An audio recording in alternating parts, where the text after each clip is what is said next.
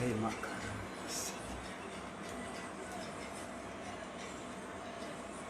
Thank you, Jesus.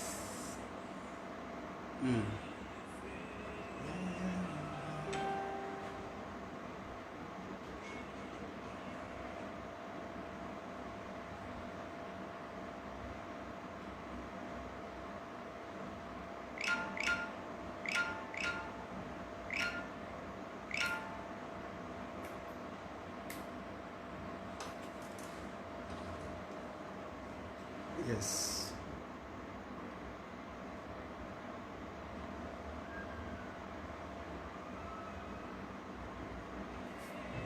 Hey, Makara. Seigneur.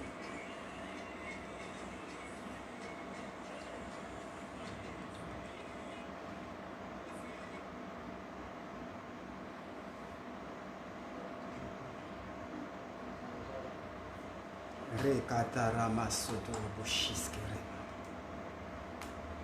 Jesus, Jesus, Jesus.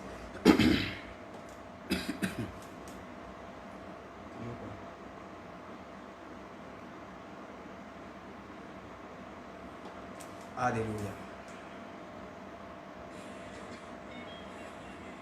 Shalom, shalom à tous. Comment allez-vous? Bonsoir à tous. Shalom, shalom, shalom. Simplement, lorsque vous nous saluez, voilà, dites-nous d'où est-ce que vous nous regardez maintenant. De quelle ville est-ce que vous êtes connecté? Dites-le nous, s'il vous plaît. On aimerait vous saluer personnellement. Donc, dites-nous simplement de quelle ville est-ce que vous êtes connecté. Voilà. Shalom, shalom, bonsoir à tous. Monsieur Hugues Franck et Louisa depuis Akanda, depuis le Véronique, shalom à vous.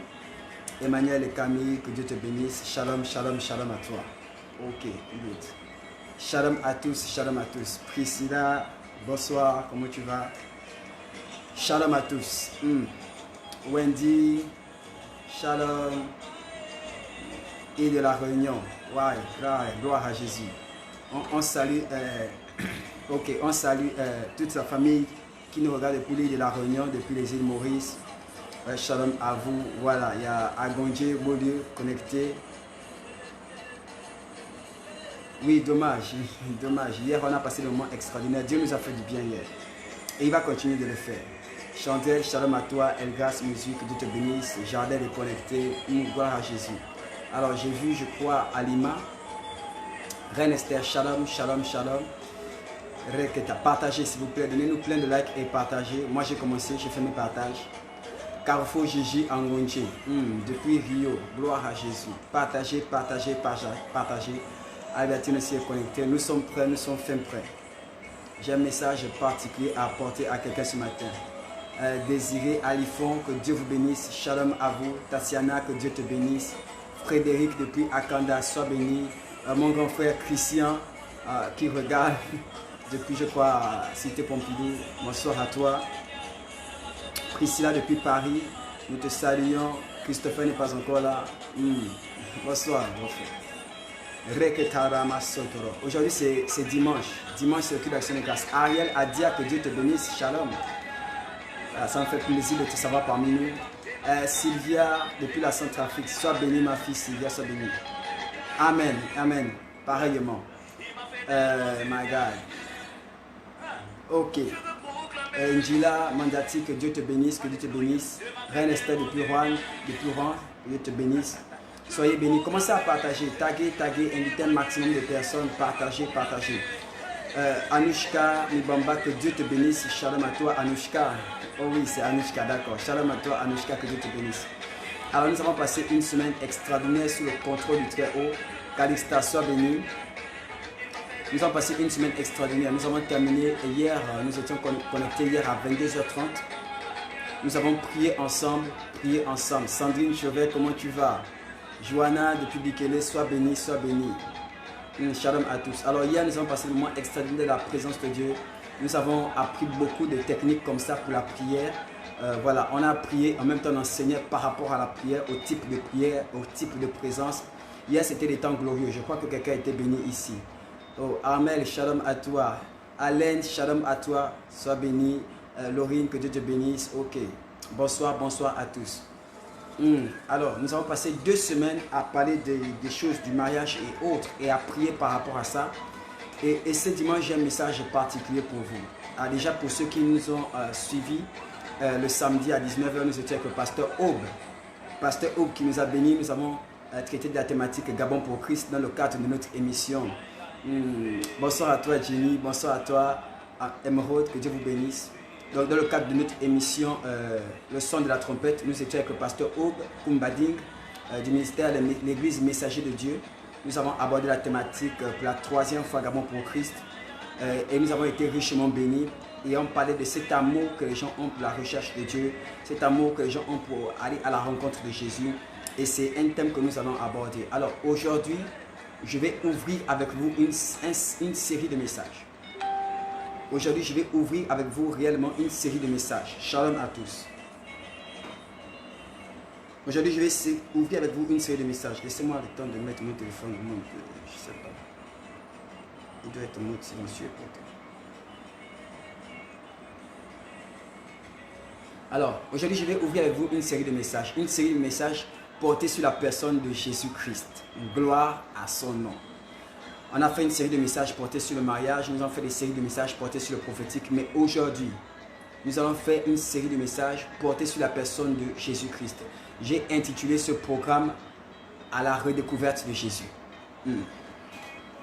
J'ai intitulé cette série de messages à la redécouverte de Jésus ou aller à la redécouverte de Jésus. C'est une série de messages que je vais donner chaque dimanche. Chaque dimanche. Une série de messages, une série de programmations. C'est des messages qui sont essentiellement prophétiques, que je vais recevoir essentiellement par les révélations. Vous le savez, pour les aigles qui sont ici, pour les disciples de Christ, vous savez comment on travaille, vous savez que essentiellement nous disons des choses que Dieu nous révèle. Voilà, donc c'est une série de messages. Les dimanches ne manquent pas cela. En semaine, on va faire le service prophétique. En semaine, on va prier pour les gens. Je vais recevoir les gens, je vais prier pour les gens. Mais les dimanches, on sera à la redécouverte de Christ, à la rencontre de Christ. Mon but, chaque dimanche à 19 h, c'est de permettre à quelqu'un ici qui s'est peut-être refroidi dans la foi, de permettre à quelqu'un ici qui peut-être s'est adonné à un style d'évangile, à un mode d'évangile, à un mode de parole, de permettre à tes oreilles d'écouter autre chose que l'évangile sur les biens matériels, sur la bénédiction, sur le mariage, autre chose que l'évangile là, mais un évangile concentré et focalisé sur Christ. Voilà. Un évangile christocentrique, centré uniquement sur Jésus. Et beaucoup de problèmes que nous rencontrons en tant que chrétiens sont des problèmes qui sont dus au fait qu'il y a un manque de Jésus dans notre vie, dans notre intimité et même dans notre marche avec Christ. C'est paradoxal. Comment se fait-il que nous soyons chrétiens, que nous marchons avec Jésus, mais que nous manquons de Jésus dans nos vies? Paradoxal. Prophète Paul dit que Dieu te bénisse, mon frère. Harakatayaba. Quand je te vois, je pense encore à ce programme qu'on a eu à faire, vraiment un programme inspiré du ciel. Que Dieu te bénisse abondamment, homme de Dieu. Voilà, tu as mes hommages, tu as mes honneurs, sois béni, homme de Dieu. Voilà, donc une série de messages intitulés à la redécouverte de Christ, à la redécouverte de Jésus. Pas à la redécouverte de Christ, mais à la redécouverte de Jésus. On va faire la différence entre Jésus et Christ, mais on va aller doucement. Dis à quelqu'un, commence à taguer quelqu'un, dis à quelqu'un que tu n'as peut-être jamais entendu parler de Jésus, ou il y a longtemps tu as entendu parler de Jésus, reviens, on va t'en parler. Et tu sauras que tu ne l'as jamais connu, ou alors que tu avais des appréhensions sur lui qui étaient peut-être fausses ou erronées. À la redécouverte de Jésus, est-ce que je peux commencer? On va simplement présenter ce temps à Dieu. Mais avant toute chose, j'ai envie de célébrer Dieu pour la multiplicité des témoignages qui ont résonné. Je ne cesse de recevoir des témoignages. Je reçois des témoignages de toutes parts. Je reçois des témoignages de ce pasteur-là, ce frère qui, je pense que je vais l'appeler parce qu'il est maintenant marié. Il allait se marier ce samedi. Il a voyagé pour la Côte d'Ivoire. Un pasteur qui nous suit depuis Newcastle. Et Dieu nous a utilisé nos dons pour voilà, l'orienter par rapport à son mariage. Là, il m'a dit que samedi, en principe, il est censé aller. C'était depuis hier, il était censé aller en Côte d'Ivoire, aller se marier. Je pense que c'est fait. Je vais l'appeler certainement ce matin, demain matin. Je pense à ces témoignages-là, des visitations comme ça de Sandrine Chauvet qui a un témoignage extraordinaire. Il y a Elgas Mesu aussi qui m'a dit, homme de Dieu, je vais témoigner, mais personnellement. J'attends toujours que tu m'écrives et que tu me partages ton témoignage. Il y a une multitude de témoignages. Je vais célébrer Dieu ce soir. Je vais vraiment célébrer Dieu ce soir. Alors je sais que les dimanches, on se connecte, on écoute sa parole. Mais j'ai envie de mettre une petite louange. Vous savez que moi, je suis quelqu'un qui aime l'adoration, mais est-ce qu'on peut 5 minutes louer Dieu simplement? 5 minutes. Ok, thank you, Jesus. Hey, Shakarabasete.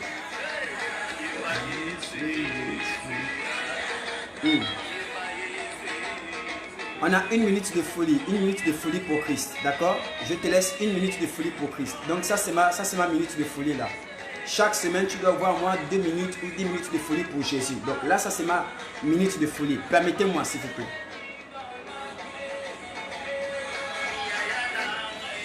Je vais danser un peu. Hey. Ma belle vie.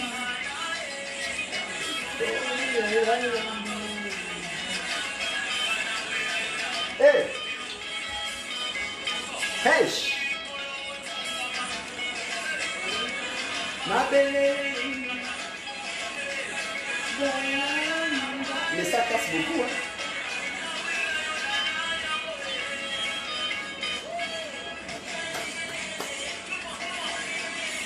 Hey!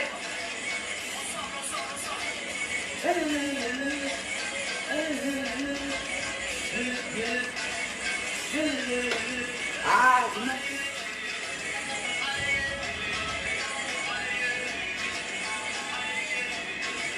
Yahweh, Yahweh, Yahweh, Yahweh, tu es tout pour moi, tu es tout pour moi.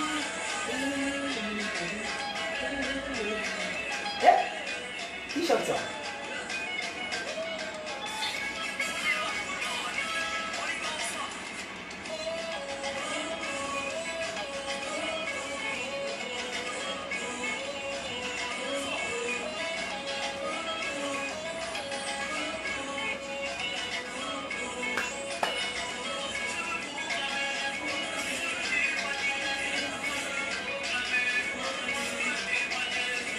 Il m'a fait tellement du bien. En masse, en grande quantité.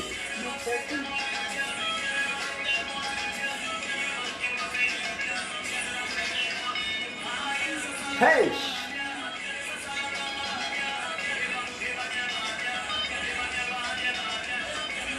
Hey! Il m'a fait tellement du bien. Je veux te, je m'a fait tellement du bien. Beaucoup de cassettes, complètement. Proclamer, témoigner, proclamer.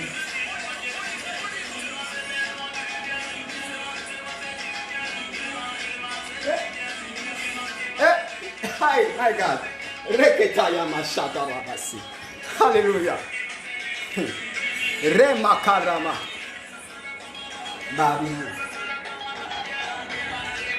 Ah, c'est les gens qui chantent comme ça, tu fais le fond.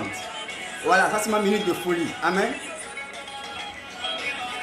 Ça c'est ma minute de folie. Alléluia. Et au moins une minute de folie pour Jésus. Alléluia. Qu'il ait fait quelque chose, qu'il n'ait rien fait. Mais chaque semaine est un temps de folie. Amen. Et voilà.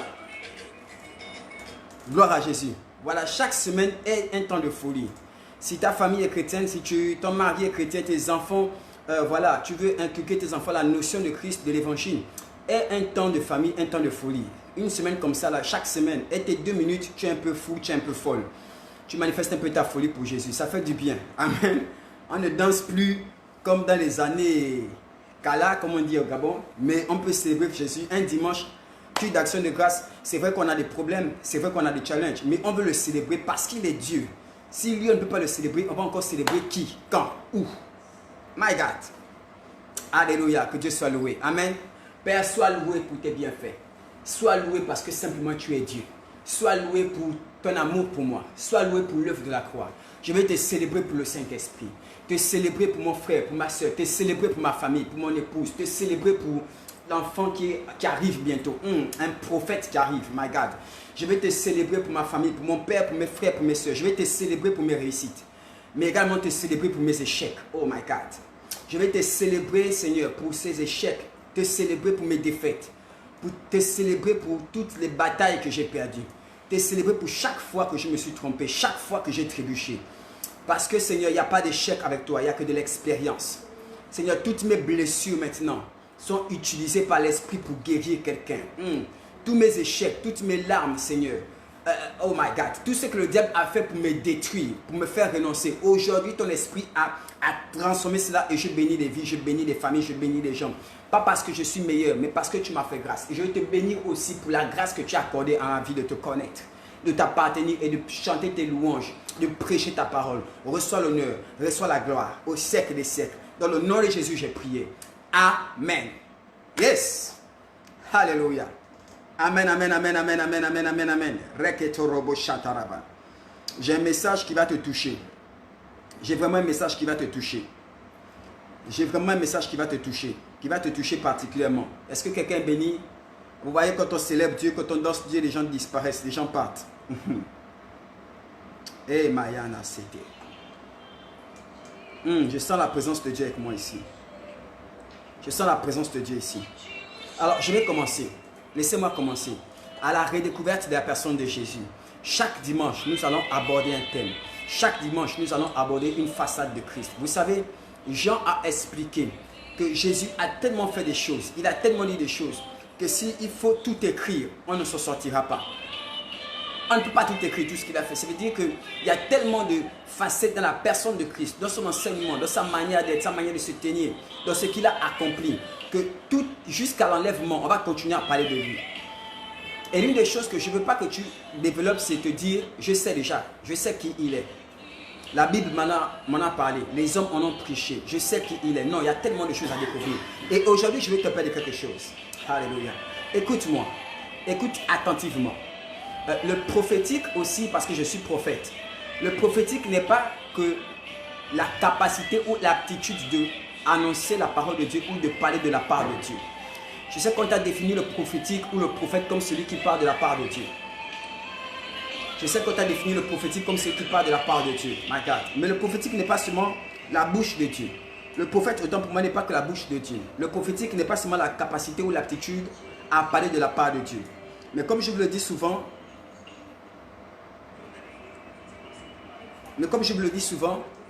ok, je suis en train de me ranger là. D'accord, je pense. Donc, comme je le dis souvent, le prophétique n'est pas que l'aptitude à être la bouche de Dieu ou à être. Le prophétique n'est pas que l'aptitude à donner l'insigne de l'Éternel ou à donner des détails. Le prophétique, c'est aussi l'aptitude, la capacité de mettre le peuple de Dieu en phase avec l'agenda du ciel. Shalom à toi, Lise, shalom à toi, Edline, que Dieu te bénisse. Donc le prophétique, c'est aussi l'aptitude de mettre le peuple de Dieu en phase avec l'agenda du ciel. Le prophétique, c'est la capacité de mettre l'homme dans le temps de Dieu. My God, je vais continuer. Écoute-moi, écoute-moi. Écoute-moi. Sur la terre, il y a le temps. Le temps est reparti en saison, en année, en mois, en jours, en semaines, en heures. Le temps est reparti comme ça. Voyez-vous? Et en fonction du temps, il y a un comportement que nous devons adopter. Il y a un style vestimentaire que nous devons adopter. Il y a une alimentation que nous devons adopter en fonction du temps. Ici, en Afrique, au Gabon, principalement, nous avons 4 saisons, 4 grandes saisons, les 2 saisons de pluie et les 2 saisons sèches. En saison sèche, c'est le moment où il faut construire, c'est le moment où il faut faire des travaux. En saison sèche, il faut se couvrir, il faut prendre des pulls au vert, prendre des manteaux. En saison sèche, il faut faire quoi? Il faut acheter le Doliprane, la Nivaquine, les Feralgan, des choses pour prévenir de la fièvre, du palu. En saison sèche, il y a toutes ces choses. Voilà. En saison de pluie, c'est le moment où il faut avoir des parapluies, il faut acheter des bottes, il faut chercher à se couvrir. Dans certains quartiers, parfois, voilà, il faut aménager le terrain parce que parfois il y a des inondations, ainsi de suite, ainsi de suite. En fonction des saisons, il y a une attitude que nous adoptons, il y a un comportement que nous avons et il y a même des choses que nous mangeons ou que nous produisons en fonction des périodes. Donc, le temps définit notre mode de vie. Et voilà, en Europe, vous avez les 4 saisons aussi, l'été, l'automne, le printemps, l'hiver. Quand c'est l'hiver, ce n'est plus le temps d'aller à la plage. Quelqu'un qui va aller acheter des maillots de bain en hiver, il paraît comme fou. Il paraît comme vraiment ailleurs, être sur notre planète.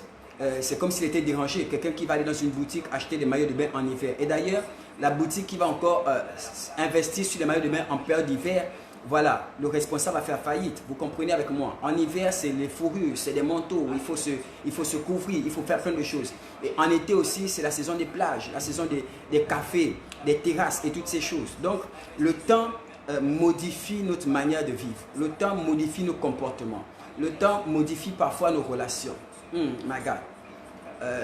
Shalom à toi, vendeur d'euros, que Dieu te bénisse, serviteur de Dieu. Sois béni dans le nom de Jésus. Sois béni, homme de Dieu, sois béni. Ok, que Dieu te bénisse. Seigneur, je prie pour lui dans le nom de Jésus.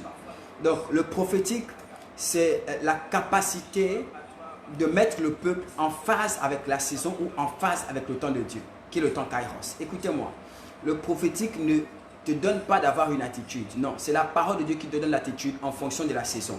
Le prophétique annonce seulement la saison. Et voyez-vous, nous sommes dans une saison où, et je veux entrer dans ça, il faut que vous compreniez, nous sommes des aigles d'abord. Écoutez, les hommes se sont séduits par leur réussite. L'homme s'est séduit par son pouvoir, s'est laissé séduire par d'autres dieux. Voilà, les entreprises qui ont fait du profit, des hommes puissants, des hommes riches, des entités, voilà, des personnes morales qui ont fait des profits. Les hommes se sont pervertis dans leur capacité à faire de l'argent, de leur capacité à produire des choses, dans leur réussite, dans leur gloire. Et même nous, les serviteurs de Dieu, on a été séduits, voilà, dans le succès de nos entreprises, le big prophète, les big bishops, les grands voyants, les grands dons.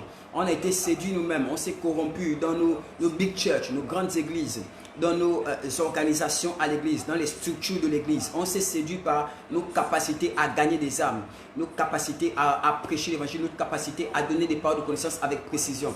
L'humanité a été séduite et l'homme a été séduit. Et cette pandémie qui a frappé a fait savoir à tout le monde que toutes les réussites et tous les succès étaient vains. C'était inutile. Tout ce que tu peux accomplir, tout ce que tu peux réaliser, toutes ces choses sont inutiles. Tout. Tout. Hollywood a été bloqué. Les grands championnats sportifs ont été bloqués. Les aéroports dans le monde entier, tous les aéroports ont été bloqués. L'économie de chaque nation a été touchée dans son économie. Les plus grands restaurants, les plus grandes structures hôtelières, ainsi de suite. Tout ça a été fermé. Tout a été touché. C'est extraordinaire ce qui s'est passé. Alors que des riches pouvaient se contenir et dire moi j'ai l'argent, moi j'ai ceci. Il y en a qui ont fait faillite par cette pandémie. Il y en a qui avaient investi dans les hôtels, dans les grands édifices hôteliers et aujourd'hui ils sont pratiquement ruinés, commencent à vendre des choses. Donc l'homme qui pouvait se complaindre et être séduit par sa capacité à produire, sa capacité à être productif, sa capacité à rentabiliser son entreprise. Les hommes de Dieu qui pouvaient être séduits par leur capacité à annoncer la parole de Dieu, à prophétiser, leur capacité à ruiner des foules, à être suivis sur Facebook ou sur Instagram. Tous aujourd'hui, on a compris qu'en fait, nous étions tous séduits d'une manière ou d'une autre. Et cette saison qui se produit, cette pandémie, cette saison qui a été annoncée par cette pandémie, shalom à toi, apôtre Adèle Lewis, que Dieu te bénisse. Ce qui s'est passé annonce une saison. Le problème, c'est ceci. Le problème, c'est que ceux qui ne sont pas prophétiques ne comprennent pas la saison. Voilà, c'est comme en période de pluie, en période de tempête, quelqu'un a du mal à couvrir sa maison, ne met pas sa toiture. Quelqu'un qui fait des travaux ne met pas de toiture. Est-ce que vous comprenez ce que je suis en train de dire? Quelqu'un qui en période de tempête va acheter une décapotable. Quelqu'un qui en saison de pluie achète un véhicule décapotable. C'est insensé. Le temps doit nous conduire à adopter un mode de vie, une manière d'agir. Et cette saison dans laquelle nous sommes, c'est une saison particulière. Et ceux qui sont prophétiques doivent le comprendre. Vous ressentez cela dans votre esprit. Écoutez-moi, être prophétique, ce n'est pas prophétiser. Être prophétique, c'est pouvoir être capable de sonder le temps de Dieu. Écoutez-moi, je vais choquer quelqu'un. Je vais aller doucement. Je prie que le Saint-Esprit t'aide. My God. La Bible dit que nous avons été instruits dans le fondement des apôtres et des prophètes. Apôtres et prophètes. Deux onctions différentes. Onction apostolique et onction prophétique. Apôtres et prophètes, ici, le fondement qu'ils ont posé, ce n'est pas simplement le ministère de l'apôtre et le ministère du prophète en termes d'office, mais c'est aussi la caractéristique. Je vous explique ceci. Le prophète, c'est comme le gestionnaire du temps de Dieu, et l'apôtre, c'est comme le gestionnaire de l'espace. Dieu travaille dans le temps et dans l'espace. Le prophète annonce la saison, annonce le temps. Et l'apôtre annonce l'espace, le lieu dans lequel Dieu bâtit, l'endroit où Dieu établit. Dieu fait quelque chose, l'action de Dieu, ce que Dieu opère maintenant. Je vais continuer. Écoutez-moi, écoutez-moi. Et donc, en cette saison, il faut être prophétique. Il faut comprendre ce qui se passe. Il faut comprendre pourquoi l'Esprit agit ainsi. Il faut comprendre pourquoi cette soif de Jésus est en toi. Je ne suis pas le seul. C'est en nous tous. Parce que cette saison nous a retournés vers Christ.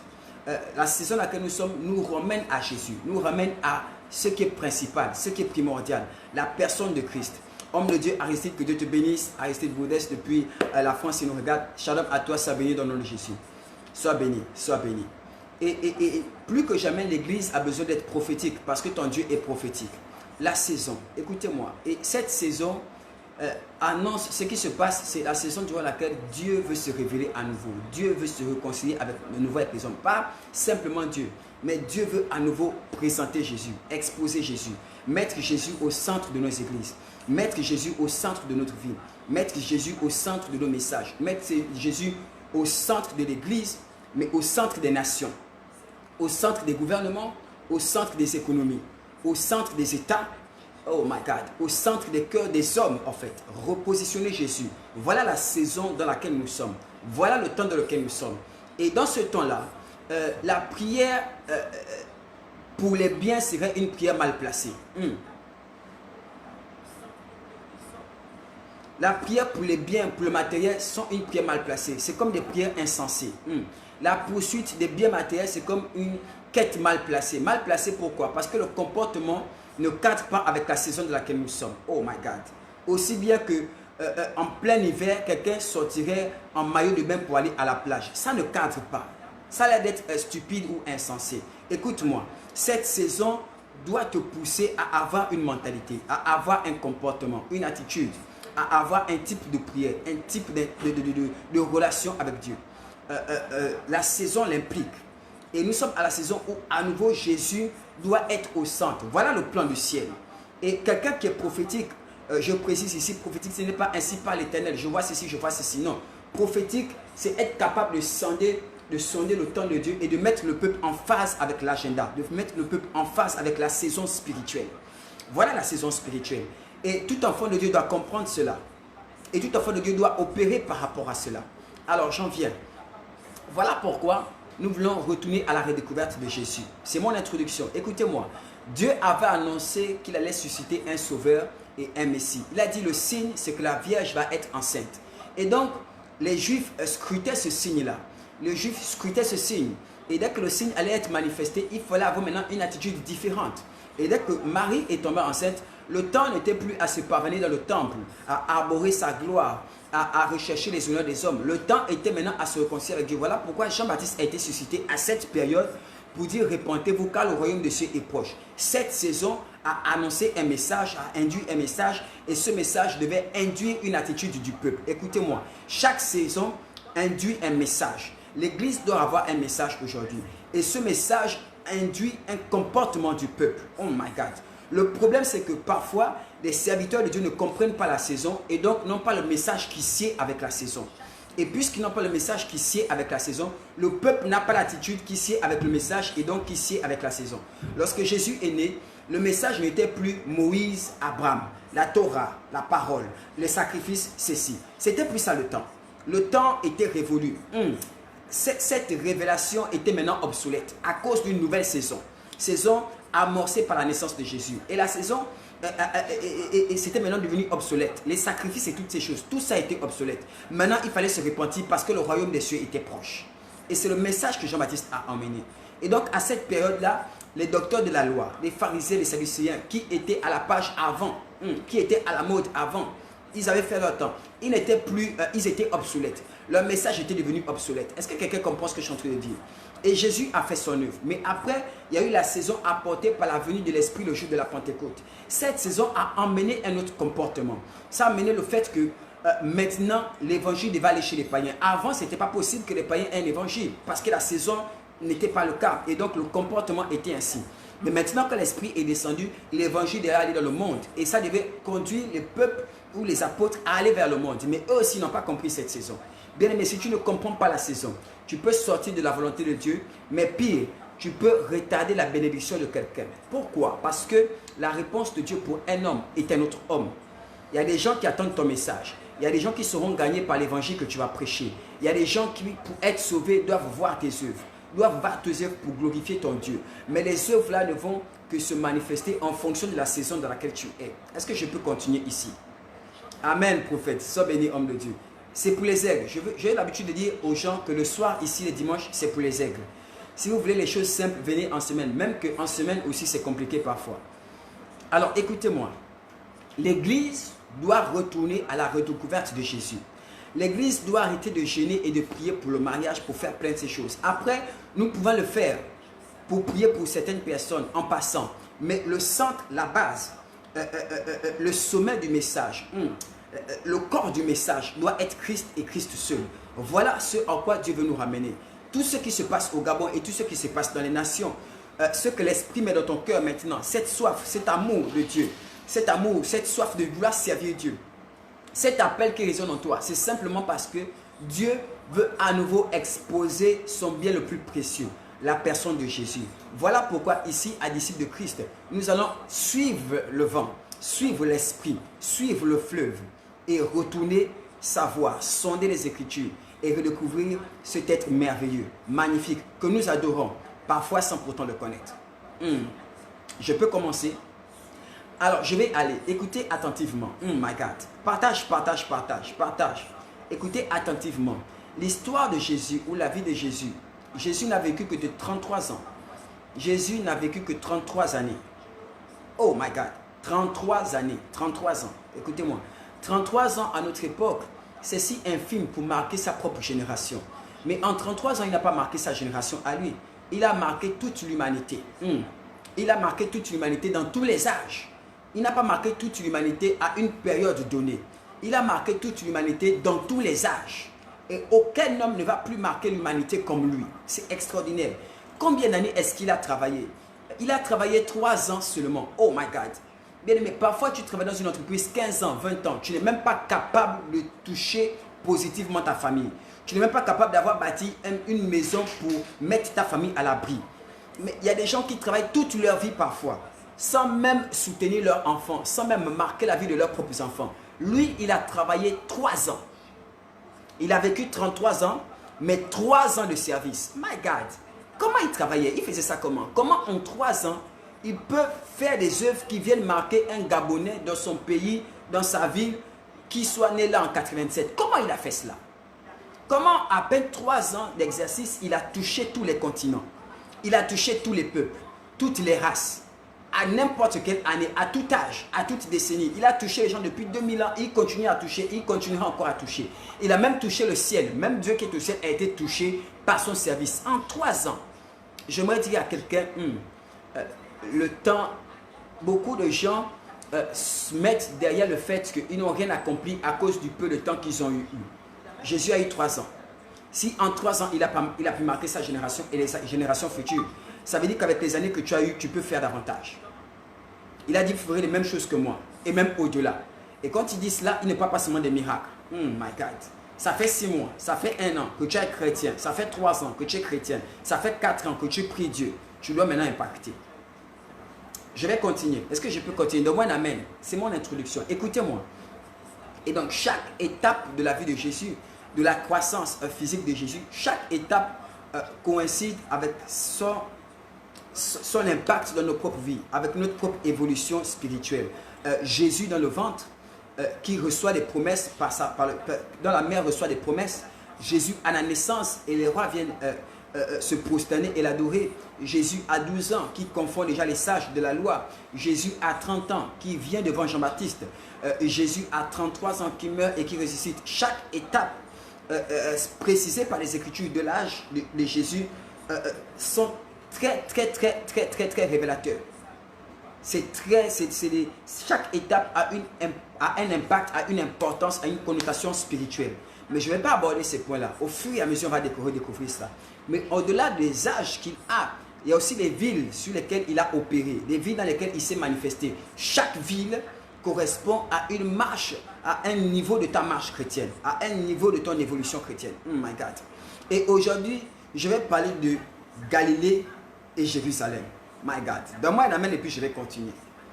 Donne-moi un amen et puis je vais continuer. Donne-moi un amen et je vais continuer. Maman, prends un carnet. Je te dis, prends un carnet. Si tu as la perruque, dépose la perruque parce que tu auras du mal à comprendre. Bonsoir à toi, Gracie, que Dieu te bénisse. Si tu as la perruque, maman, dépose d'abord la perruque, tu auras du mal à comprendre. Je te dis la vérité. Ce qui va sortir là, ça va te troubler. Dépose d'abord la perruque. Mets la main sur la tête, dis Saint-Esprit, aide-moi. Je vais le connaître. Je vais le rencontrer. Je vais l'expérimenter. Viens m'enseigner. Dans le nom de Jésus, j'ai prié. Amen. Est-ce qu'il y a des assoiffés de Jésus ici? Est-ce qu'il y a des assoiffés de Jésus? Je vais voir des assoiffés de Jésus et puis je vais commencer. Prophète Boga, que Dieu te bénisse. Tatiana, Candy, Priska, sois béni. Indila, que Dieu te bénisse. Mandati, sois béni. Et Sephilia, merci pour tes likes. Que Dieu te bénisse abondamment. Alexandrine est là. Gaël est là. Voilà, que Dieu vous bénisse, que Dieu vous bénisse, que Dieu vous bénisse. Sylvia, sois béni, sois béni. Soyez bénis dans le nom de Jésus. Alors, mon message ce matin, c'est même pas un thème. En fait, je n'ai pas de thème. Je n'ai pas de thème à ce message, mais je vais juste t'enseigner. Gisèle, Wendy, que Dieu vous bénisse. Alors, je vais parler de Galilée et Jérusalem. Et je vais prendre un verset de base, simple. On va aller rapidement dans le livre de Matthieu au chapitre 28, s'il te plaît. Père, merci pour ta parole. Père, merci pour ta parole. Matthieu au chapitre 28. Lisons la parole de Dieu. Tu vas apprendre beaucoup de choses cet après-midi, ce soir. Matthieu au chapitre 28 à partir du premier verset. La Bible dit ceci. Après le sabbat, à l'aube du premier jour de la semaine, Marie de Magdala et l'autre Marie allèrent voir le sépulcre. Et voici, il y eut un grand tremblement de terre, car un ange du Seigneur descendu du ciel vint rouler la pierre et s'assit dessus. My God. Aujourd'hui, quand on parle des anges, les gens sont troublés. Hier, on a parlé des anges.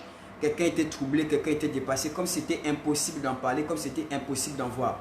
La Bible traite des anges, mais vous ne voulez pas qu'on en parle. Alors, on va y aller, on va y aller. Son aspect était comme de l'éclat et son vêtement blanc comme la neige. Les gardes tremblèrent de peur et devinrent comme morts. Mais l'ange prit la parole et dit aux femmes, « Pour vous, ne craignez pas, car je sais que vous cherchez Jésus qui a été crucifié.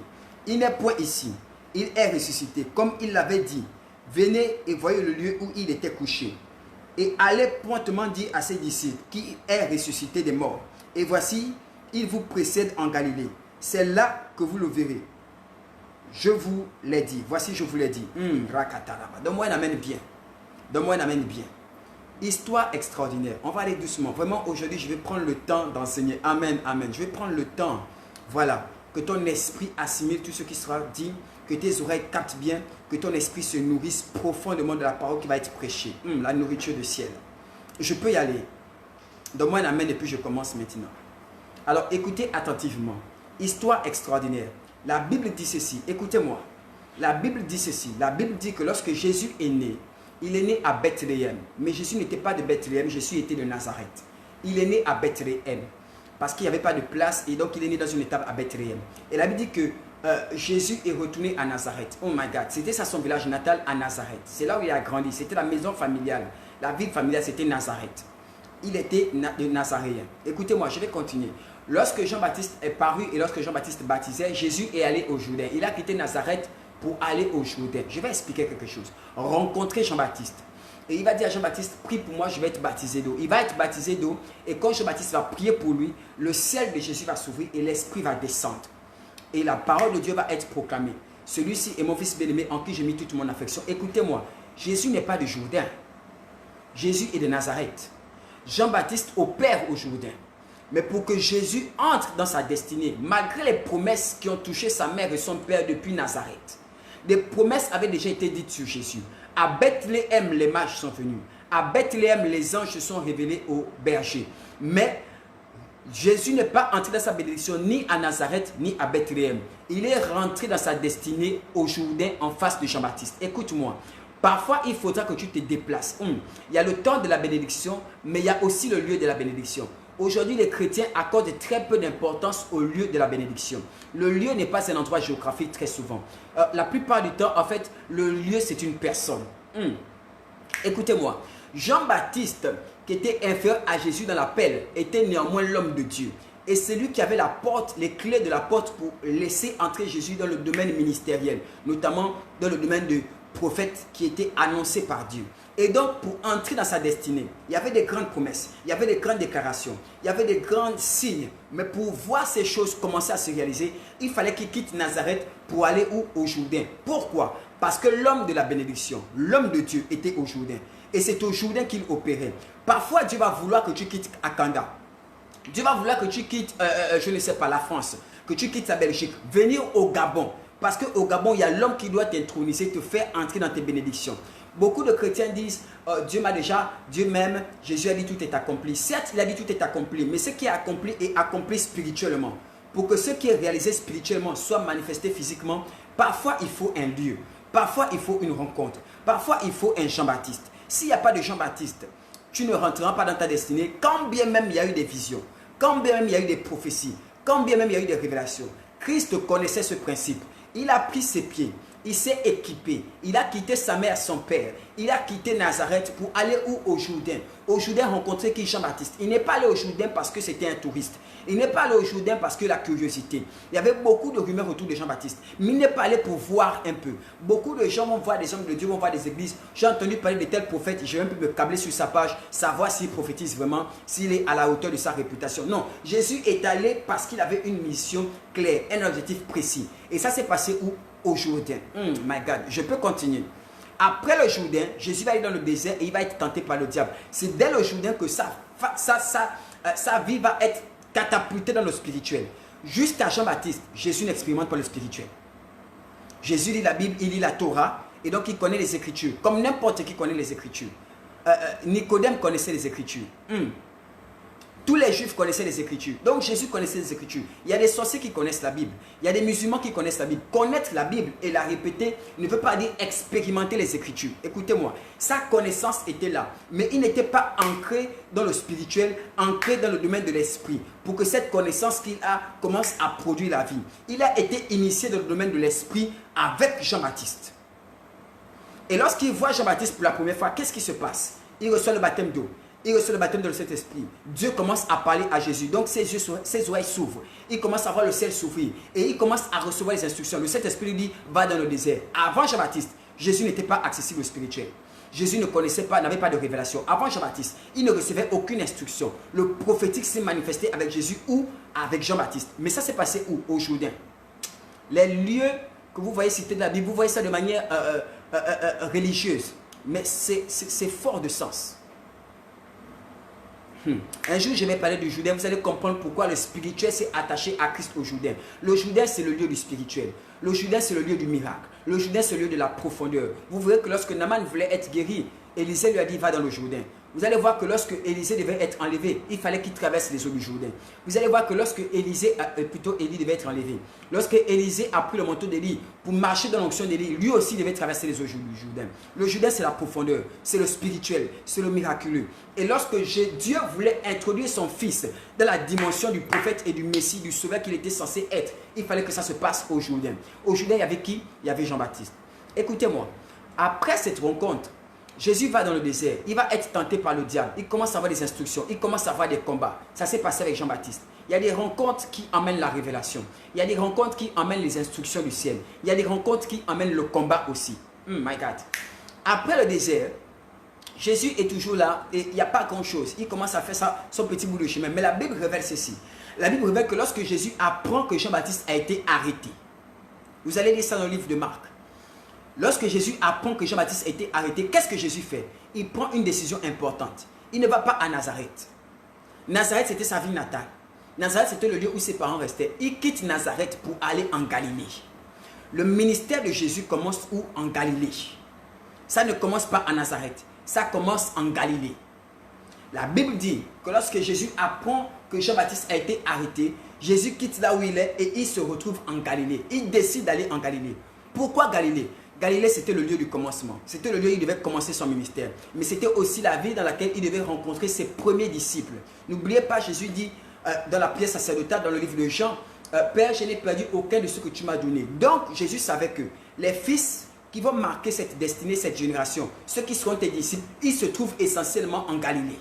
En Galilée, il y avait Pierre. En Galilée, il y avait Marc. En Galilée, il y avait Jean. En Galilée, il y avait plusieurs personnes. Il y avait Jacques. Il va commencer en Galilée. Et la Bible dit que c'est en Galilée qu'il commence à prêcher. Il arrive au lac, justement. Et là-bas, Pierre sort de la pêche et il commence à travailler avec Pierre. Et c'est en Galilée qu'il fait l'un des miracles qui va marquer son ministère. Parce que les noces de Canaan ne marquent pas son ministère. Les noces de Canaan, c'était quelque chose de privé. Mais le miracle qui va commencer à choquer son ministère, qui va se faire publiquement, c'est en Galilée. Galilée, c'est la ville du commencement. Galilée, c'est la ville des débuts.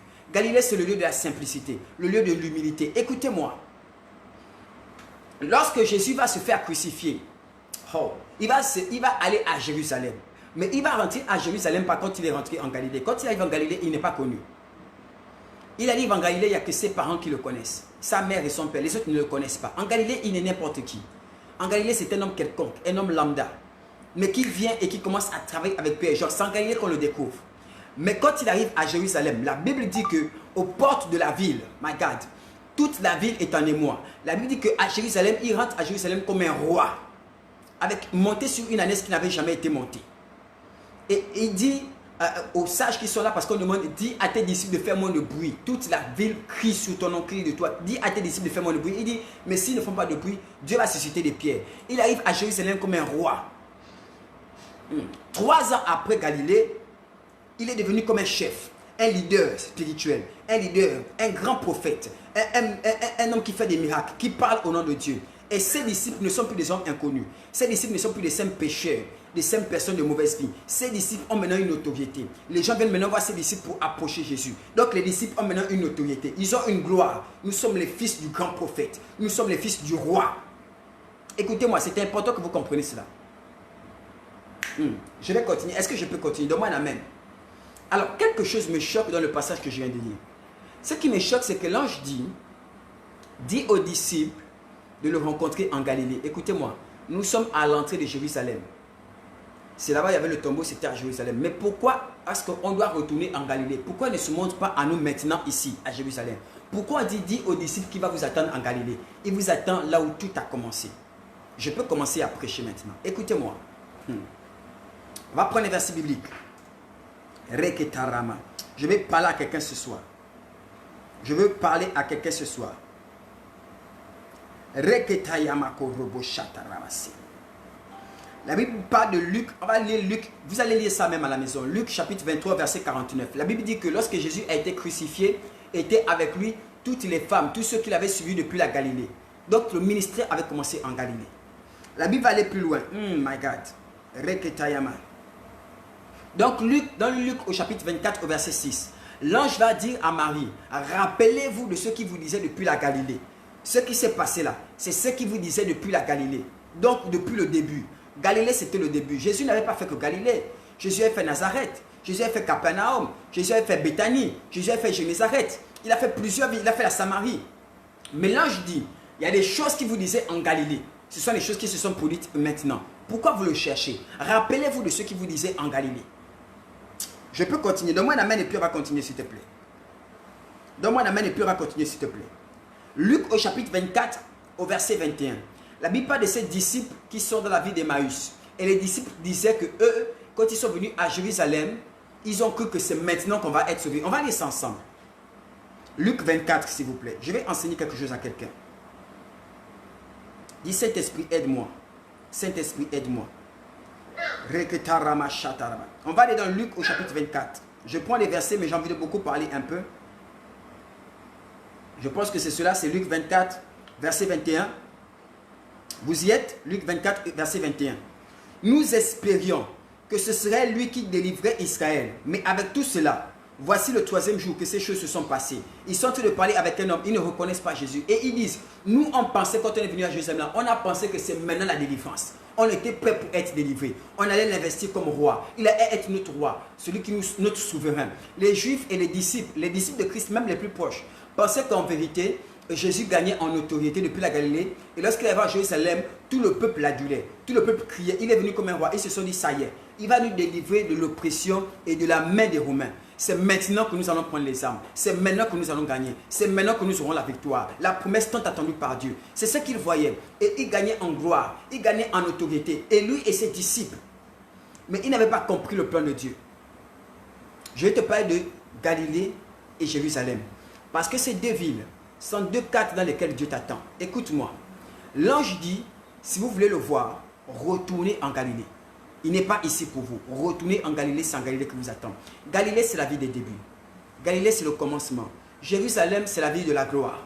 Vous voyez, dans notre marche avec Christ, au fur et à mesure qu'on évolue avec lui, il nous prend à Galilée malade. Parfois, il nous prend à Galilée désabusé, angoissé. Parfois, il nous prend en Galilée détruit par les hommes, détruit par la vie, brisé par la maladie, brisé par le chômage. Il nous prend en Galilée des simples pécheurs, des moins que rien, des simples femmes, des simples jeunes garçons. Il nous prend là avec nos blessures, avec nos limitations. Nous avons fait la pêche toute la nuit, on n'a rien en tiré. On a fait la brinde, on a fait la vie.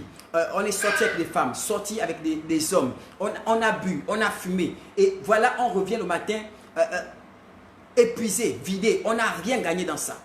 Et c'est comme ça qu'il a trouvé les apôtres. Oh my God, je vais parler à quelqu'un. Et ça, c'est ça Galilée. Galilée, c'est la saison de ta vie où Dieu te prend simple comme tu es, sans rien te demander. Où il te manifeste son amour. Où tu viens et tu es prêt à prier des heures et des heures. Tu es prêt à jeûner des semaines. Parce que tu veux son toucher. Parce que tu veux sa grâce. Galilée, c'est le premier amour. Galilée, c'est l'humilité. Galilée, c'est la simplicité. C'est cette période où tu venais à Dieu simplement parce que tu l'aimais sans l'attendre en retour. Mais entre Galilée et 3 ans après, tu t'es retrouvé à Jérusalem. Jérusalem, c'est la ville de la gloire. Jérusalem, c'est les honneurs. Jésus est entré dans la gloire. Jésus est entré dans les honneurs.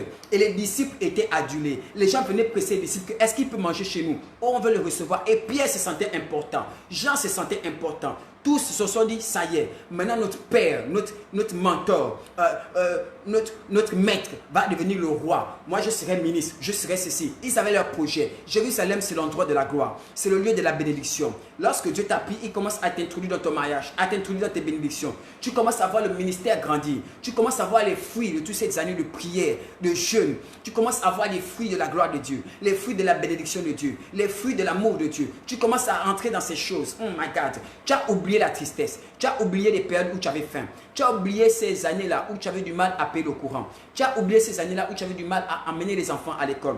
Tu as oublié ces années-là où tu priais, tu dormais à terre parce que tu cherchais un enfant. C'est fini Galilée. Galilée est restée loin derrière. Tu n'es plus dans ça. Les années sont passées. Maintenant tu es adulé. Maintenant tu es honoré. Dans la famille, on te respecte. Dans ton foyer, on te respecte. Les honneurs sont montés. Quand tu parles, oh my God, les gens sont impressionnés par ta manière de parler. Les gens sont impressionnés par les messages que tu donnes. Quand tu parles de la parole de Dieu, tu sors des révélations bibliques. Les gens sont impressionnés. On t'appelle daddy, on t'appelle papa, on t'appelle mon prophète, on t'appelle mon général. Oh my God, tu vois le ministère grandir. Tu vois comment les offrandes commencent à entrer. Tu vois les gens qui te donnent des dîmes, les gens qui t'appellent de l'île Maurice, les gens qui t'appellent de Washington. Tu vois toute cette gloire-là et tu te dis, ça y est, je suis important. Maintenant, mes années de tristesse sont laissées derrière. La période de Galilée, là où j'avais les filets, où je sentais le poisson, my God, où j'avais mal au dos à cause de trop travailler. Cette période est maintenant derrière. Maintenant, j'ai des habits, j'ai des beaux habits, j'ai des beaux vêtements. Maintenant, je peux m'offrir ce que je veux. C'est ça, Jérusalem. Mais les disciples n'avaient pas compris quelque chose. Les disciples n'avaient pas compris que Jérusalem, ce n'était pas pour le trône. Jérusalem, c'était pour la mort. Donne-moi un amen. Je pose, même une pause là. Les disciples n'avaient pas compris que Jérusalem, ce n'était pas pour le trône. Jérusalem, c'était pour la mort. Écoute-moi. Jérusalem, c'est le lieu de la gloire. Mais cette gloire-là n'est pas pour que Dieu te fasse asseoir dans les hauteurs. Cette gloire n'est pas pour que tu t'enorgueilles. Cette gloire n'est pas pour que tu te surestimes. Cette gloire, en fait, c'est pour que tu meurs maintenant. Hey, c'est pour que tu renonces à toi-même. Que tu commences à mourir dans tes principes. Tu commences à mourir dans tes priorités. Tu commences à mourir et à laisser la place à Christ. Lorsque les apôtres sont venus avec Jésus, Jésus connaissait ce que Jérusalem représentait. Jérusalem avait la première façade. Je suis le roi, je suis le Seigneur, je suis le prophète. Et les gens m'adulent, les gens crient, les gens m'aiment, les gens déposent leurs vêtements pour que je passe. Mais Jérusalem avait la deuxième façade. Les mêmes personnes qui l'ont adulé sont les mêmes personnes qui criaient « Crucifie-le ». Ce sont les mêmes personnes qui étaient prêtes à le tuer. Et c'est à Jérusalem qu'il est venu comme roi, mais c'est à Jérusalem qu'il est mort également. Jésus savait que Jérusalem, c'est ces deux façades-là. C'est la période de ta gloire, la saison de la bénédiction, mais c'est aussi le lieu de ta mort. Et tu dois mourir à Jérusalem. My God, je parle à quelqu'un ici. Tu dois mourir à Jérusalem. Bien aimé, si tu n'es pas mort en Galilée, il faut que tu meurs à Jérusalem. Si tu ne meurs pas à Jérusalem, tu vas être comme Pierre. Tu vas renier ce qui s'est passé. Tu vas renier le Seigneur. Tu vas renier le programme de Dieu. Tu vas renoncer à ces choses et tu vas l'abandonner. Tout le monde disait, maintenant, on va prendre le trône. on va renverser les Romains. C'est ce que tu te dis. Oh, ça y est, nous sommes en 2020. Je commence à voir la grâce de Dieu. Je commence à voir les fruits de Dieu. Je suis une femme, je suis un homme. Mon père, c'est un grand prophète. Moi-même, le prophète régnait là, quand je dors après les cultes, je me dis, waouh, Dieu me parle quand même. Quel culte. Quand j'ai donné cette parole de connaissance, bien aimé, Jérusalem, c'est là où tu es distingué, c'est là où tu es remarqué, c'est là où les gens qui te méprisaient par le passé commencent à t'estimer, commencent à dire, cette femme-là, finalement, elle a changé. Elle est devenue belle, elle est jolie. Cet homme-là, vraiment, il a réussi. Vraiment, il attire le regard. Jérusalem, c'est le doigt où tu attires le regard. Où on ne peut plus faire comme si tu n'existais pas. Mais, c'est aussi le lieu où tu dois mourir. C'est aussi le lieu où tu dois mourir. Et maintenant, écoutez-moi. Est-ce que je peux continuer? Donne-moi un amen et puis je vais continuer, s'il te plaît. Et Yamashata. Donne-moi un amen et puis je peux continuer, s'il te plaît. Et Jésus dit ceci. Parce que c'est Jésus qui est mort, les autres ne sont pas morts. Les autres sont restés en vie. Et lorsque Jésus ressuscite, les anges, Jésus ne se montre pas aux disciples. Oh, je vais choquer quelqu'un. Jésus ne se montre pas à Jérusalem à quelqu'un qui est resté en vie. My God. Écoutez-moi, Jésus s'est montré aux femmes. Il ne s'est pas montré à Pierre. Pierre et Jean, dans le livre de Jean, Pierre et Jean sont venus à la tombe regarder le corps. Jésus ne s'est pas montré consciemment.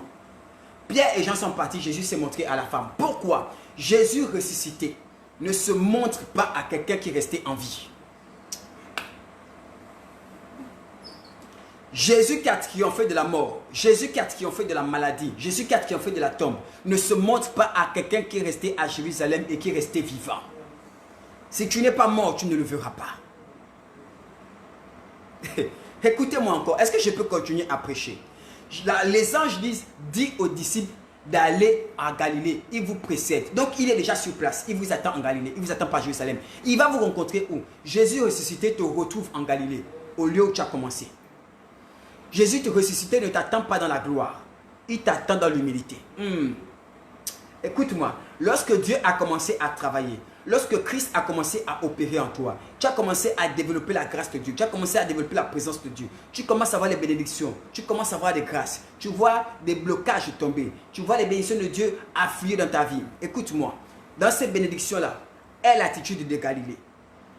Dans ton cœur n'est pas le cœur de Jérusalem, est le cœur de ce que tu avais en Galilée. L'humiliation dans laquelle Dieu t'a trouvé, c'est ce que ton cœur doit manifester. Rappelle-toi de ton premier amour. Comment tu étais? Tu tirais les filets. Après avoir travaillé toute la nuit, tu traînais des filets vides. Dans la détresse, dans l'angoisse. Tu faisais pitié à voir à l'église. Que ton cœur reste comme ça. Le problème, c'est que beaucoup lisent la Bible mais ne savent pas ce qui se passe. Oh, il faut l'esprit pour comprendre cela. Écoute-moi. Je peux continuer. Tu commences à t'éloigner de Christ lorsque Jérusalem commence à gagner ton cœur et que ton cœur s'élève. Et parce que tu as vu la gloire, parce que tu as vu les honneurs, tu refuses de mourir. Tu refuses de mourir. Tu refuses d'abandonner. Avant que tu étais en Galilée, c'était facile pour toi de dire, Seigneur, je m'humilie devant toi. Prends le contrôle de ma vie, je m'abandonne à toi. Fais comme tu veux. Ce n'est plus moi qui vis, mais c'est Christ qui vit en moi. Tu étais en Galilée, tu n'avais rien. C'est normal. Maintenant, tu es à Jérusalem. Les hommes te remarquent. Les femmes te remarquent. La voiture, les affaires, tout passe bien. La gloire de Dieu est là. On te célèbre, on t'honore. Là-bas, tu ne peux plus mourir. Là-bas, tu refuses de dire encore, Seigneur, abandonne. Et combien même tu le fais, ce n'est pas un acte. Et Jésus, lorsqu'il sort du tombeau, il dit à la femme, je ne les vois pas ici. Non. S'ils veulent me rencontrer, je vais les rencontrer dans les conditions de Galilée. Si tu veux le rencontrer, tu dois le rencontrer dans les conditions de Galilée. Dans la circonstance de Galilée. Dans l'état de tes débuts. Avec l'amour de tes débuts. Avec l'humilité de tes débuts. Avec la simplicité de tes débuts. Avec le zèle de tes débuts. Avec l'attitude de tes débuts. Tes jeûnes, ta fougue de tes débuts. Avec le sérieux que tu mettais quand tu servais Dieu au début. Beaucoup de chrétiens, vous avez Jésus, et maintenant comme vous avez été bénis, on a prié pour le mariage, on a prié pour ceci, on a prié pour cela. C'est bien beau ça. Jérusalem vient avec sa gloire, c'est normal. Mais le revers de la médaille, c'est que quand il y a cette gloire qui arrive, quand les gens crient, voilà, voilà la grande femme, voilà le grand prophète. Ils ont crié ça le matin. Le soir, tu dois mourir. Sur Facebook, on a vu les vues. Sur Facebook, on t'adule. On a vu tes photos. N'oublie pas que le soir, tu dois mourir. Oh, voici la chante de l'Éternel. Alléluia. Oh, maman, quand tu chantes, il y a une voix extraordinaire. N'oublie pas que le soir, tu dois mourir. Dieu t'a béni, il t'a donné l'enfant, il t'a donné le mariage. On acclame le Seigneur, mais le soir, tu dois mourir.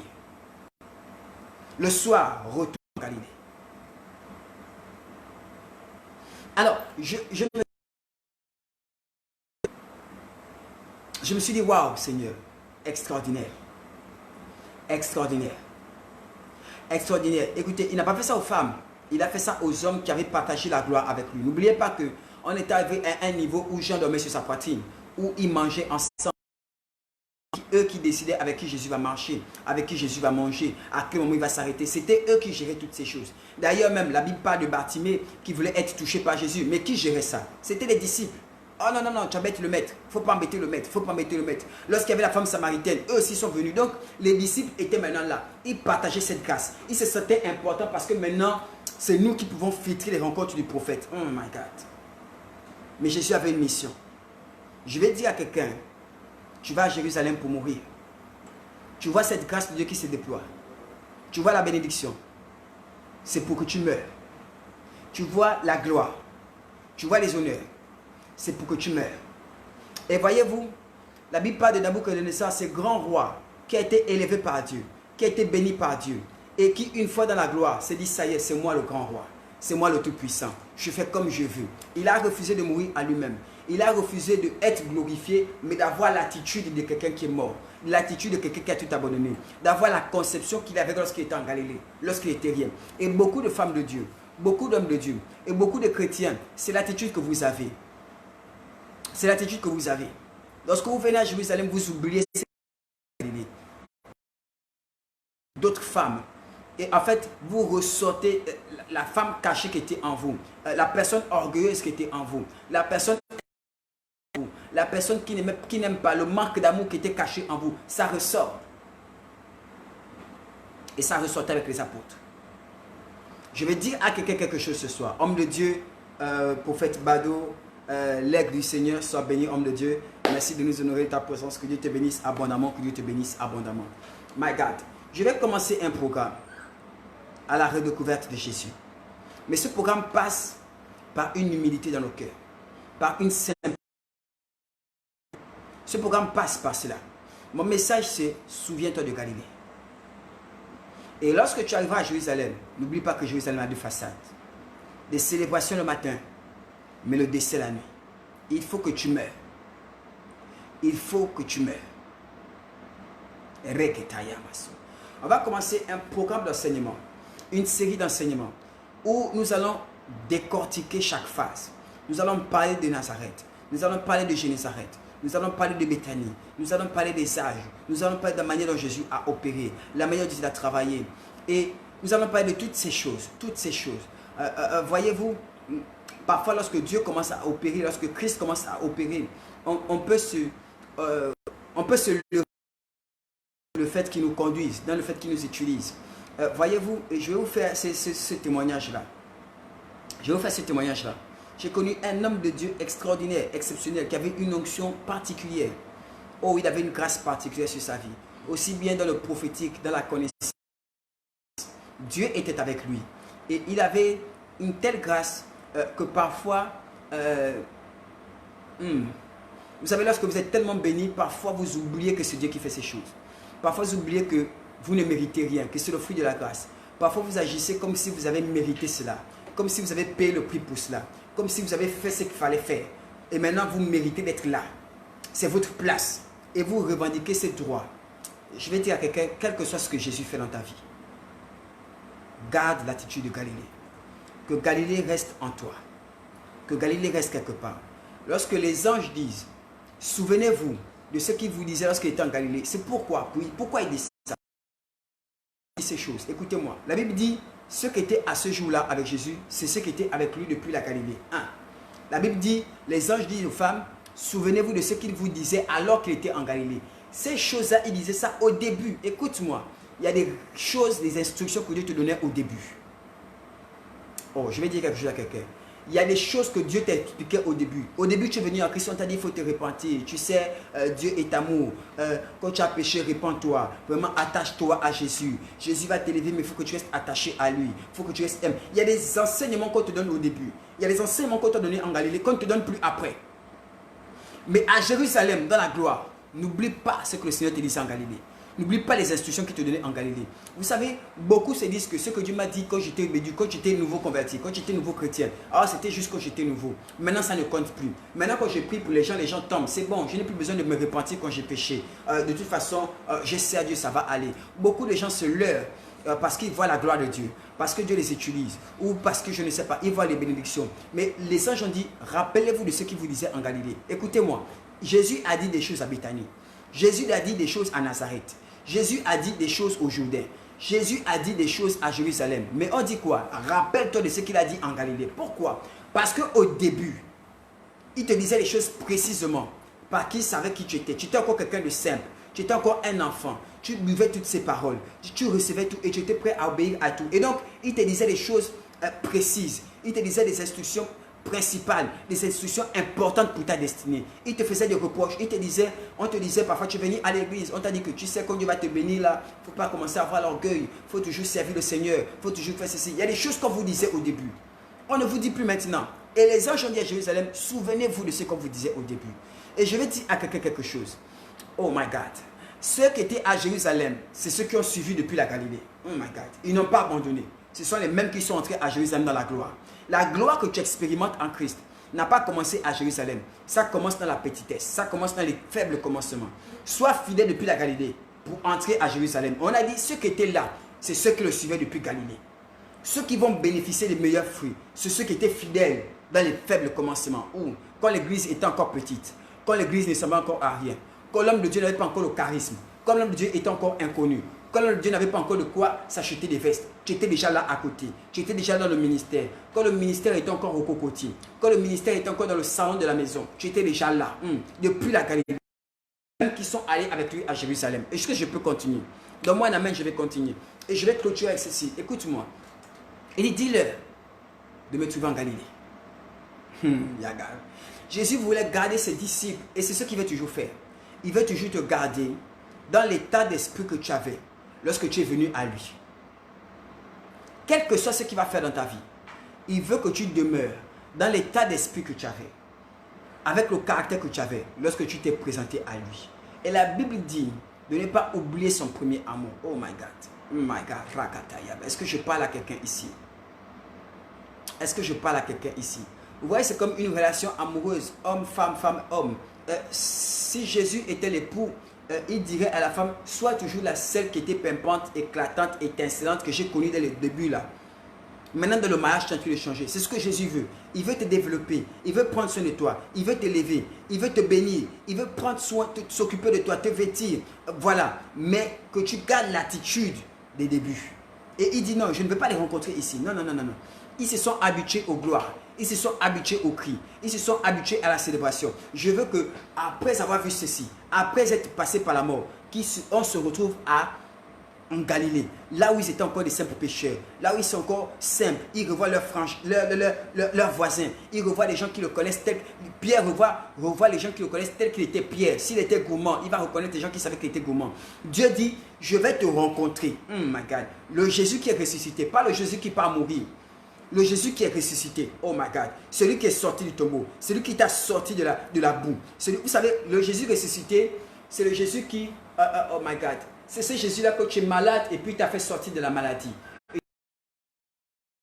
De la boue. Ce Jésus-là, quand il vient à toi, il veut te rencontrer en Galilée, là où les gens savent qui tu es, là où les gens te connaissent, là où les gens savent quel genre de personne tu es vraiment. Dieu est tellement accessible. Parfois, parce que nous sommes des hommes publics, parce que nous passons sur Facebook, parce que peut-être tu travailles, tu es une femme importante, tu es une femme connue de la société, parfois il y a des choses que tu ne peux plus faire.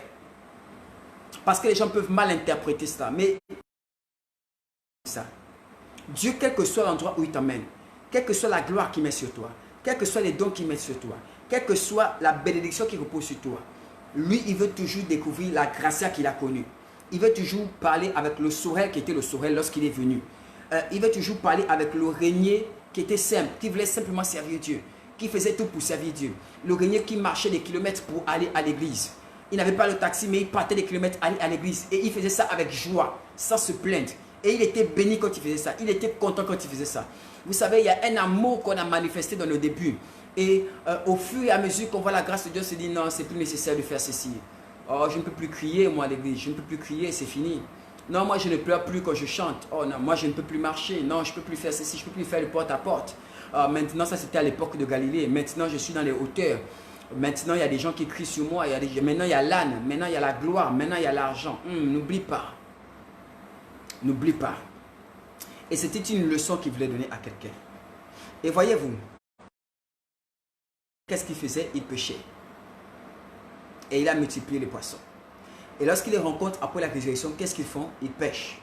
Et il a encore multiplié les poissons. Et il disait, Pierre, est-ce que tu m'aimes? Après tout ce qui s'est passé, est-ce que tu m'aimes? Est-ce que tu m'aimes plus que l'argent que tu voyais? Est-ce que tu m'aimes plus que des miracles que tu voyais comment je faisais? Est-ce que tu es resté avec moi parce qu'il y avait des miracles? Parce qu'il y avait l'argent? Parce qu'on mangeait dans des grands restaurants? Parce qu'on était avec les collecteurs d'impôts? Parce qu'on était avec la femme de calife? On était avec les hommes importants? Est-ce que tout ce temps-là, tout ce que tu as vu là, cette gloire, ce prestige, cette influence, cette opulence, ces miracles, ces dons, ces gens qui acclamaient derrière toi, ces gens qui venaient te voir pour dire, pardon, je vais voir le maître un instant. Est-ce que, après toutes ces choses, c'est moi que tu m'aimes? Est-ce que, autant pour moi, c'est moi que tu aimes? Est-ce que tu es là parce que tu m'aimes moi? Ou parce que tu aimais quand je multipliais le pain? Tu aimais quand les gens venaient te voir? Tu aimais parce que tu avais des miracles que tu faisais, parce qu'on mangeait chez les gens importants, on nous faisait des grosses offrandes, il y avait l'or. Est-ce que tu m'aimes moi après toutes ces choses? Et c'est une question que vous devez tous vous poser. À un moment de ta vie, à un moment de ta marche chrétienne, à un moment de ta marche avec Dieu, lorsque Christ t'a visité, que Christ t'a touché, et il commence à t'imposer autour de toi, une question doit te tarauder l'esprit. Et cette question va te sauver. Cette question va te sauver. Les entreprises font des périodes de bilan. Voilà, on fait un bilan comptable et tout ça. Toi, tu dois faire ton bilan aussi. Mais ton bilan, c'est en une question. Ce n'est pas qu'est-ce que j'ai accompli, qu'est-ce que j'ai réalisé. Non, ce n'est pas ça. C'est qu'est-ce que j'aime. Est-ce que c'est Dieu que j'aime ou est-ce que c'est le prophète? Parfois, je me pose cette question. Est-ce que je sers parce que je vous aime trop? Est-ce que je sers parce que je veux que vous sachiez que je prophétise? Ou est-ce que je sers parce que j'aime Jésus? Et Jésus veut que je serve. Et Christ a réuni Pierre. Il a parlé à Pierre. Ils se sont éloignés. Il a dit, après toutes ces choses-là, 3 ans tu es avec moi. Il y a plein de personnes que tu as rencontrées. Tu as maintenant un carnet d'adresses bien rempli là. Tu connais plein de monde. Tu les connais tous. Moi je pars. Mais ces gens-là, tu vas rester avec eux. Tu auras la gloire. C'est toi maintenant qui le père. C'est toi qui le patriarche. C'est toi qui vas conduire tout le monde.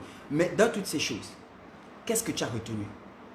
L'argent, la gloire, la reconnaissance, les honneurs, les miracles, le prophétique. Qu'est-ce que tu as retenu? Les femmes, les hommes, tu as retenu quoi? Moi? Et c'est une question que nous allons nous poser chaque soir, chaque dimanche ici. Père, tu m'as béni. Je suis prophète, je n'ai rien demandé. Je prophétise, il y en a qui ne le font pas. J'enseigne plutôt bien, il y en a qui ne le font pas. Je connais beaucoup de révélations, je vis bien, je ne manque de rien. Ma famille est à l'abri. Est-ce que je te sers? Parce que je sais que quand je t'essaye, les gens font des offrandes, les gens font des dîmes. On m'appelle depuis la France, on m'appelle depuis la Belgique. On me dit, oh prophète, je vais parler avec vous. Est-ce que les gens pleurent? Est-ce que je te sers parce que voilà, maintenant il y a le split, maintenant il y a les costumes, maintenant il y a les... Voilà, j'ai des filles. Est-ce que je te sers à cause de tout ce que tu m'apportes? Ou est-ce que je fais ces choses parce que je t'aime toi? Est-ce que je me connecte parce que j'ai envie qu'un prophète me prophétise sur moi? Est-ce que je me connecte parce que j'ai envie d'attendre une parole, je m'ennuie? Est-ce que je me connecte juste parce que j'ai le Wi-Fi? Est-ce que je me connecte? Est-ce que je vais à l'église parce que j'ai l'enfant, parce que je cherche l'enfant, parce que je cherche le mari? Ou est-ce que je cherche l'église, je cherche les hommes de Dieu, je cherche la parole parce que je veux connaître Jésus? C'est lui que j'aime. Tu vas méditer là-dessus. C'est la saison de laquelle nous sommes. Et cette saison impose des questions pareilles. Cette saison impose que tu te concentres sur l'essentiel. L'essentiel n'est pas que nous fassions des cultes prophétiques et nous prophétisons sur tout le monde à longueur de journée. L'essentiel n'est pas que je prie pour ton mariage. Je l'ai fait. Je l'ai fait parce que ça fait partie de l'évangile. Mais on va le faire encore peut-être. Mais l'essentiel c'est que au sortir de tout ça, est-ce que tu suis le prophète Régnier parce que oh j'aime bien quand il enseigne. J'aime bien quand il prophétise, il peut me localiser. Oh, il a souvent des programmes de prière intenses quand il prie ensemble au feu. Ou est-ce que tu suis le prophète Régnier parce que je vais découvrir Jésus? En fait, c'est Jésus que j'aime. Je peux choquer quelqu'un. Si c'est Christ que tu recherches dans les hommes de Dieu, tu sauras que les hommes de Dieu ne sont que des hommes. Ils peuvent faiblir, ils peuvent faillir, ils peuvent te dérouter, ils peuvent te trahir, ils peuvent te briser, ils peuvent te décevoir. Mais ce n'est pas eux que tu recherches. Tu recherches Jésus que tu aimes. Et si c'est Jésus que tu aimes, tu comprendras que nous soyons dans le lieu de culte ou que nous soyons en direct, lorsque nous prêchons, lorsque nous parlons de Jésus, toi en tant qu'enfant de Dieu, tu fais tes devoirs, pas parce que c'est l'homme de Dieu, c'est pas mon père spirituel, non, tu fais tes devoirs. Tu dis Amen, tu pries, tu fais tes offrandes, tu fais tes dîmes, tu fais ce que tu as à faire. Tu fais ce que tu as à faire, parce que tu ne le fais pas pour un homme. Tu ne le fais pas parce que, oh non, c'est sur Facebook. Non, tu le fais parce que c'est d'abord Dieu que tu viens rencontrer et c'est Dieu que tu aimes. Et il dit, si tu aimes, si c'est moi que tu aimes, paie mes brebis. Prends soin de mon troupeau, prends soin de mon œuvre. Veille sur ce que je t'ai donné. À la redécouverte de Jésus. Alléluia. C'était le premier volume. On commence. On va doucement, doucement. Toute la semaine, nous serons dans les prières articulées sur la personne de Jésus. Déjà, à partir de lundi à 6h30. À nouveau, la semaine qui arrive de lundi à vendredi, nous avons la prière matinale à 6h30, heure du Gabon. 7h30, je crois, heure de la France. Prière matinale. Cette prière ne sera pas basée sur briser les liens familiaux, le mariage, le travail. Cette prière ne sera pas basée sur ces choses. Lorsque tu vas te connecter à cette prière, ne te connecte pas avec l'objectif ou la pensée que je vais prophétiser. Non, je ne vais pas prophétiser. Sauf si Dieu me dit pas sur quelqu'un, mais je ne le ferai pas. Et que tu te connectes, que tu ne te connectes pas. Que les gens se déconnectent en masse. Même si nous sommes à 4 ou à 5 vues, ce n'est pas grave. Nous ne faisons pas ça pour le nombre. Il y a 3 mois encore, tu ne me connaissais pas. Mais c'est parce que tu ne me connaissais pas qu'il n'y avait pas le don de Dieu dans ma vie et qu'il n'y avait pas l'appel sur moi. Donc, je ne fais pas ça parce qu'il y a des gens maintenant. Je ne fais pas ça parce qu'il y a des gens maintenant. Je fais ça parce que c'est la saison qui le veut. Et des gens qui ont une intimité avec l'esprit, des gens qui sont convaincus par Dieu, vont s'aligner à cette saison. Retourner à la redécouverte de Jésus. Redécouverte de ton premier amour. Que Dieu te bénisse. Que Dieu te bénisse abondamment. Est-ce que nous pouvons prier ensemble? Seigneur Jésus, Père, je ne connais pas la gloire. Il y en a qui la connaissent peut-être. Peut-être que le cœur que j'ai, c'est parce que je ne connais pas encore la gloire. Je ne sais pas. Mais quand la gloire viendra,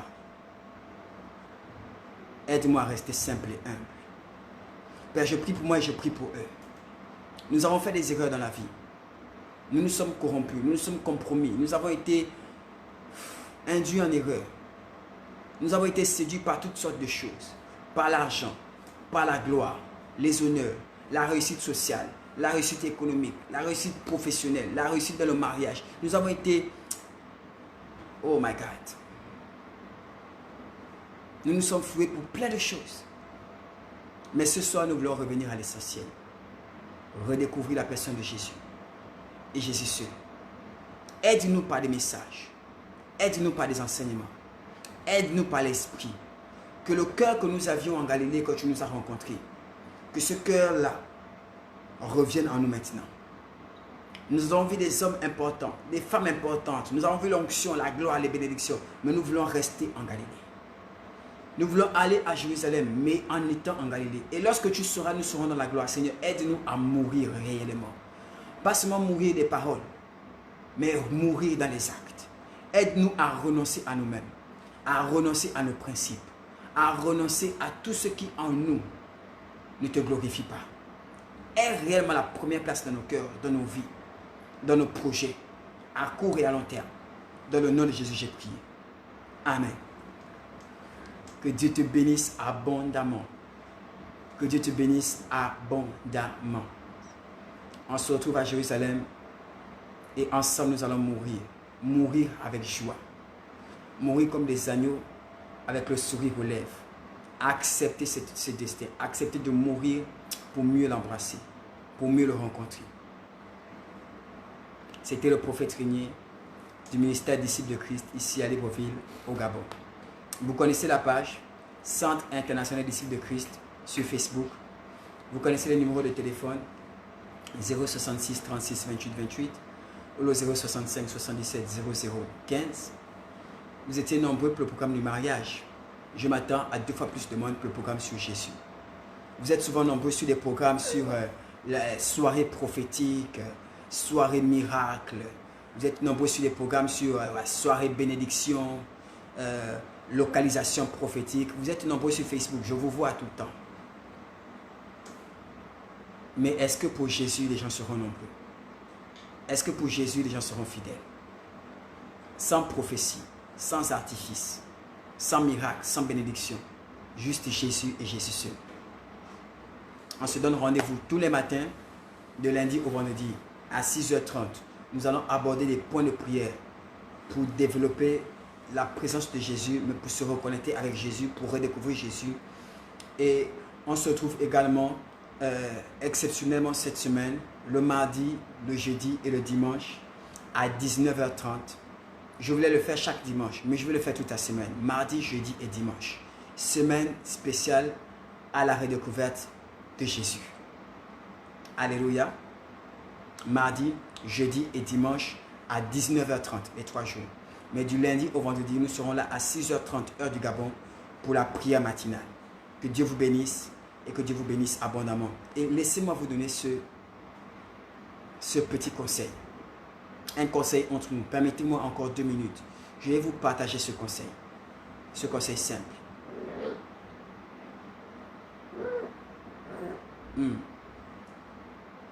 Alléluia. Moïse a été utilisé par Dieu en Égypte. Il a fait des grands miracles en Égypte. Il a manifesté une grande puissance et le peuple l'adulait. Le peuple l'adulait énormément, comme un Dieu. Il a vu la gloire de Dieu. Il a vu la puissance de Dieu. Et un jour, Dieu lui dit, écoute, je ne t'accompagnerai pas, mais tu iras avec mon ange. Et Moïse s'arrête. Et il dit, Seigneur, si tu ne m'accompagnes pas, alors je ne vais nulle part. Les anges, c'est bien beau, mais je préfère être avec toi. Moïse a vu la puissance. Moïse a vu la gloire.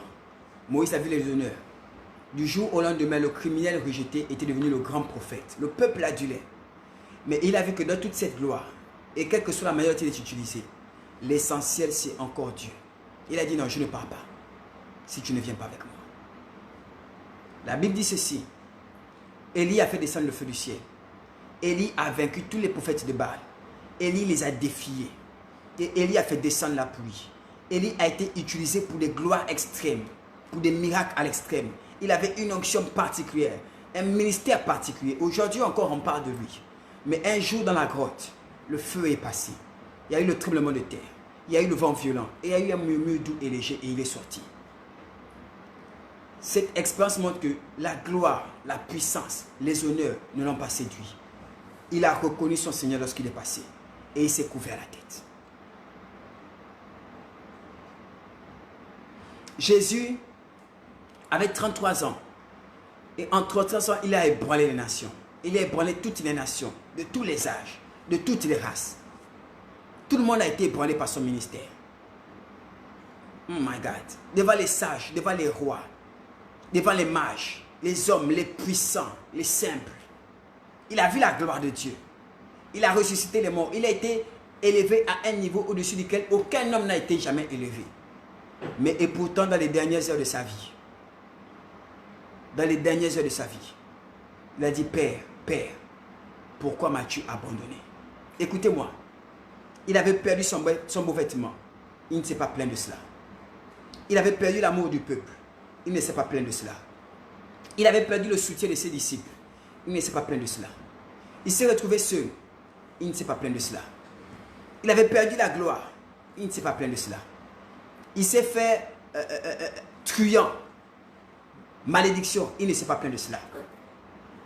Mais lorsque Dieu l'a abandonné, il s'est plaint. Il a dit, Père, Père, pourquoi m'as-tu abandonné? Je peux tout perdre, mais pas toi. Je peux même perdre ma vie, mais pas toi. Je peux perdre mon honneur, ma famille, mais pas toi. Pourquoi est-ce que tu m'as abandonné?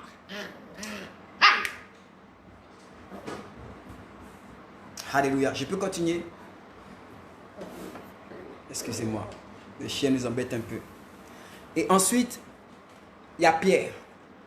Alors, Pierre a marché avec Christ depuis la Galilée. Il a vu la pêche miraculeuse. Il a vu les pains se multiplier. Il a vu Lazare sortir de la tombe. Il a vu la gloire de Dieu. Lui-même, il a chassé les démons. Lui-même, il a fait des miracles. Il a vu tellement de bonnes choses. Il a vu tellement des honneurs. Il a vu des rois s'incliner. Il a vu des héros et autres. Et pourtant, lorsque Jésus s'en va, Jésus dit, Pierre, qu'est-ce que tu aimes? C'est moi ou c'est le reste? Et Pierre dit, Père, Seigneur, c'est tout. En cette période où tu fais une introspection, tu dois te dire, à quoi est-ce que je me suis autant attaché pendant tous ces mois, pendant toutes ces années, pendant tout ce temps, je me suis battu comme ça, pourquoi? Je me suis attaché à quoi? Qu'est-ce que j'aime réellement? Et à quoi je vais me consacrer maintenant? C'est un engagement que tu dois prendre avec Dieu. Ce sont des questions que tu dois te poser. Je te laisse sur cette méditation. Que Dieu te bénisse. Demain 6h. Shalom à vous.